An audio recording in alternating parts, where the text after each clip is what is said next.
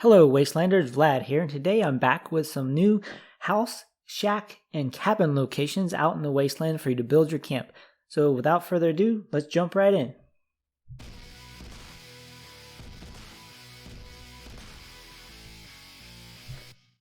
So first up on today's list is this house out in the Toxic Valley. It is really close to Clarksburg, and it has a really nice front porch which is empty, and you can fill that in however you'd like.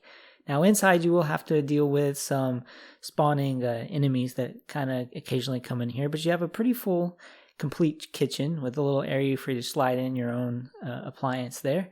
And then upstairs we have a couple holes in the floor, and we have a rickety old bed. Underneath the stairs there is this little restroom area, and in our backyard we have a swing set and a little tanning rack. You can find this here on your map.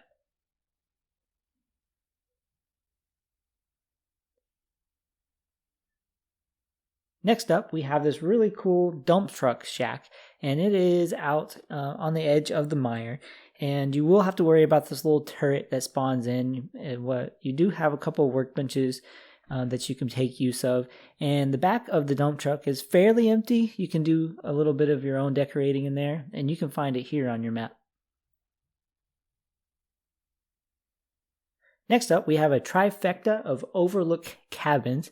And this one has 3 cabins that you can build in, and they're all pretty much set up the same, so I'll only show you the inside of one. But we have a couple of NPCs that like to spawn near this 3rd cabin of the lot.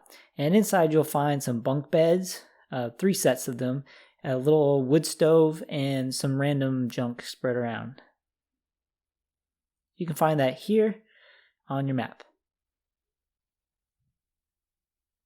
Next up, we have this cool little shack that is overlooking the Charleston train station, and NPCs will spawn in here.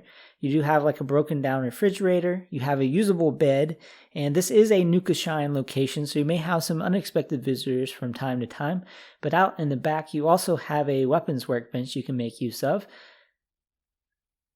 and you can find that here on your map.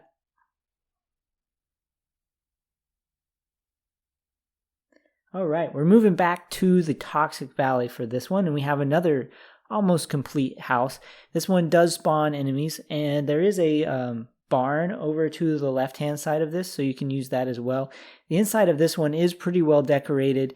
Not a whole lot of room for your own stuff, but you can probably make some things go on the tables and stuff like that to make it more homely. Moving upstairs, we have another well-decorated set of floors, and this one doesn't really have any holes that will make you fall through to the other floor, so this is a pretty cool location to build. And you do have this little bathroom out in the back, and you can find that here on your map.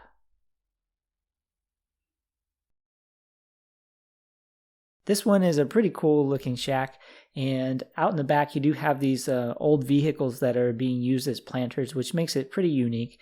And then the inside of this little shack has some bed frames, which you could throw a sleeping bag on and kind of make that functional. Otherwise, there's not much going on inside of here. And you can find that on your map just south of Fort Atlas. Are you guys ready for the bonus location? So our bonus location today isn't really a cabin or a shack, but it is this little nice mining building that you can find out in the Ashe Heap. And it has that platform up at the top, which is pretty empty, so you can kind of put down whatever you'd like. And then you do have this set of doors that will let you build on the interior of this building. It already has some things going on inside, a pretty good set of junk type things you could always come in and scrap whenever you log into the world, with some adhesive and some circuitry. Now you do have to be special, take some attention when you place your camp unit here. There are places it won't go, but if you put it right near the door, you'll be good to go. And you can find this one here on your map. Thanks for tuning in, everybody. Don't forget to like, share, and subscribe. Until next time, I'll catch you later.